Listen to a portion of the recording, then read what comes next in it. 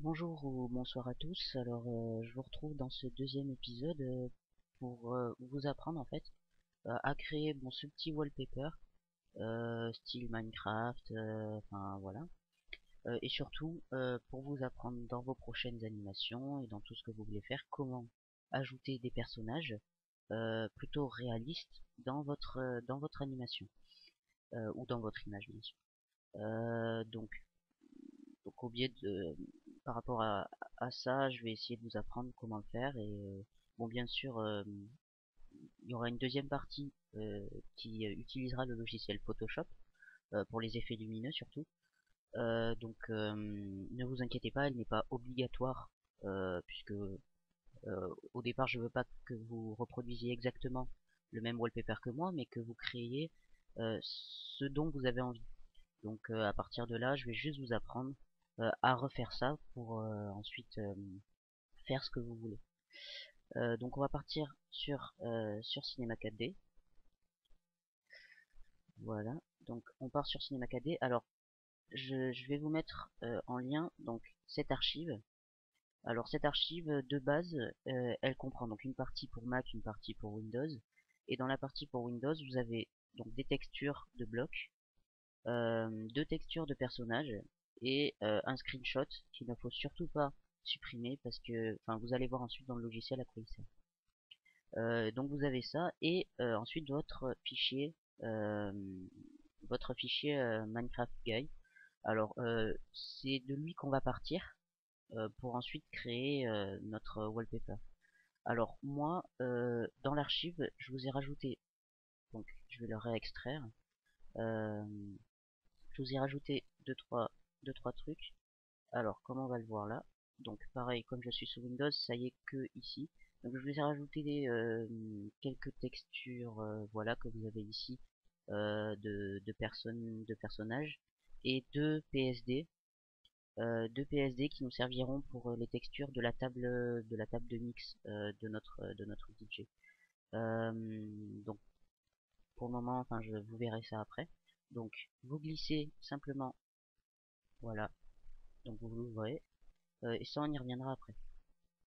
Donc une fois que vous avez votre personnage, alors vous voyez qu'on a un sol, donc on a notre sol en stone, on a notre personnage, on a donc ici toutes nos textures, textures de type bloc, d'accord. Et si vous allez ici, on va mettre toutes nos textures pour les personnages. Donc maintenant, vous allez me dire, notre personnage, bon, ça pose, pas génial, comment je peux faire pour modifier ça? Alors, tout simplement, en fait, ici, vous avez un petit carré. Si vous voyez bien, en fait, il a la forme du screenshot qu'on a vu tout à l'heure, donc on double-clique. Ça nous ouvre un sélecteur visuel. Alors, pour faire plus simple, tac, voilà. Donc ça nous ouvre un sélecteur visuel avec le screenshot de tout à l'heure. Donc, ce qui nous permet, en fait, de choisir. Donc là, si je clique à ce niveau-là, je peux bouger la tête, en fait, de mon personnage.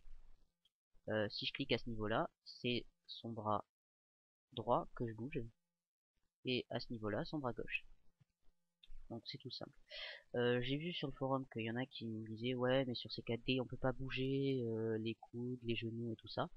Eh bien si on peut hein, bon après faut bien régler hop pour que ça se soit réaliste bien sûr.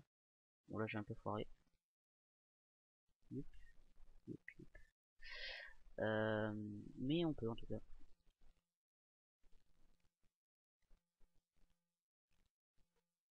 Faut pas trop bouger non plus. Mais en bougeant à ce niveau-là, puis à ce niveau-là, c'est possible de le faire. Tout simplement. Voilà.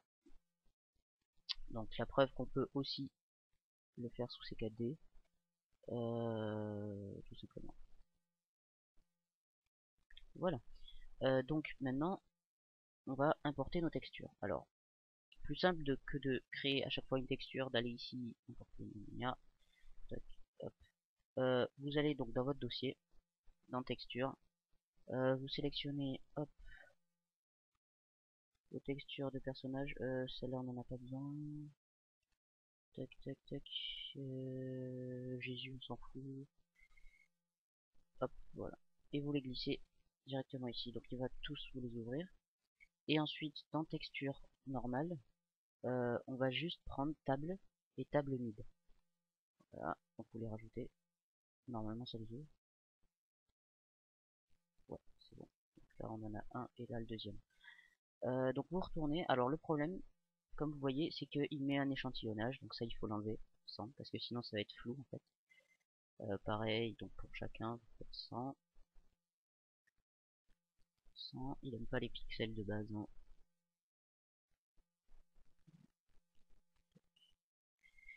Tac, tac, et tac. Voilà. Donc, on va partir du fait que ce personnage-là va être notre DJ. Donc, on lui met directement la texture. Voilà, de notre DJ. Maintenant, on va lui construire en fait sa table. Alors, de base, j'avais construit sa table sur un seul de hauteur. Sa table sur un seul de hauteur, mais en fait, je m'étais rendu compte que il était trop bas par rapport à la foule, donc je l'ai réaugmenté d'une taille ensuite. Alors bon, lui, pour le moment, je vais le mettre en tout petit puisqu'on n'en a pas besoin. Donc tout à 100. Voilà. Coordonnées, ben, comme vous voyez, il est à moitié dans le sol, donc on le remonte de la moitié de sa taille, tout simplement. Lui, par contre, on va le remettre à 0 en X. Alors, X, donc ça va être la flèche rouge, Y, la flèche verte, et Z, la flèche bleue. Bah, vous voyez, c'est un petit peu marqué sur le sol, donc là, vous avez X, la Z, et là-haut, normalement, et hop, là. Ouais, bon, Y, quoi. Puisque c'est le seul qui reste, ça paraît logique. Donc, voilà, on le met là, on le recule un petit peu. Toc. Et maintenant, on va en fait dupliquer deux fois, euh, pardon, dupliquer deux fois notre cube et le déplacer sur l'axe des X de 100.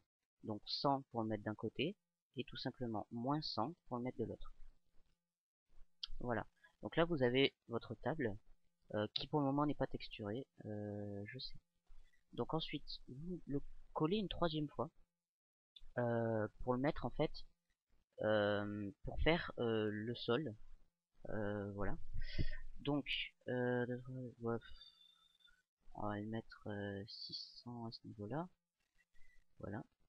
Et en Z, 300, 300. Ouais, 300 ça devrait aller. Voilà. Donc, on prend nos trois cubes et notre personnage et en coordonnées. Ah merde. Normalement, les coordonnées en Y. Bon. On va prendre notre personnage. On va juste le faire monter de 100. Voilà. Donc là, normalement, il est posé sur le bloc. Voilà. Pareil pour nos trois cubes.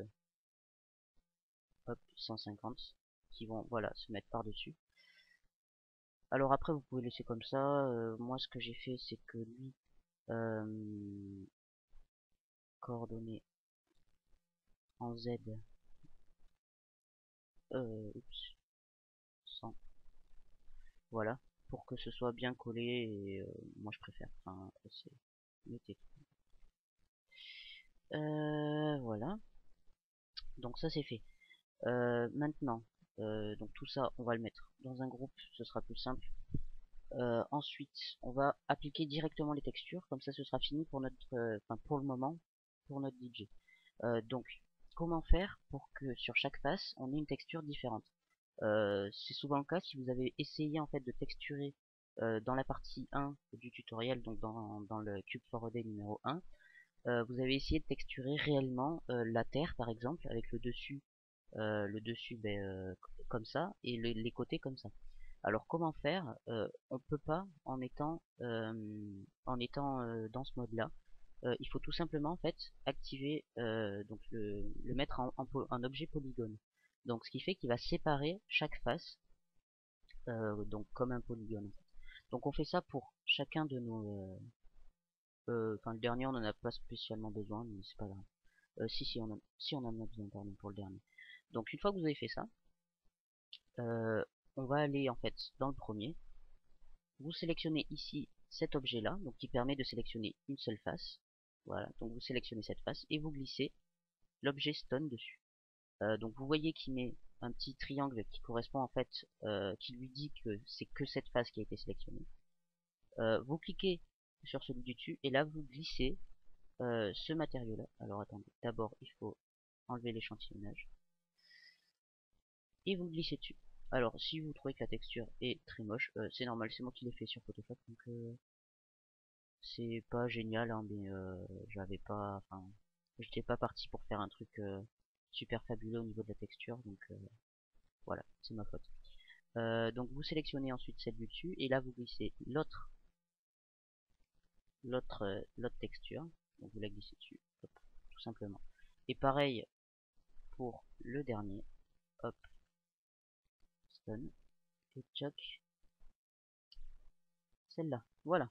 Donc vous avez votre table. Alors, ah non, pardon, il manque sur les côtés, j'ai oublié, parce que ça se voit un peu. Voilà. Alors, vous pouvez bien évidemment changer la texture. Si vous avez Photoshop, vous pouvez aussi changer la texture de fond. Si par exemple vous mettez ça sur des briques et que vous avez envie de changer la texture en dessous du cercle et des petits boutons, sur mon Photoshop il est en plusieurs calques, donc vous avez juste à changer le calque du dessous, celui sur lequel est posé en fait les deux, le disque et voilà. Donc ça prend 30 secondes. Donc ça c'est fait. Et maintenant on va s'occuper du dernier.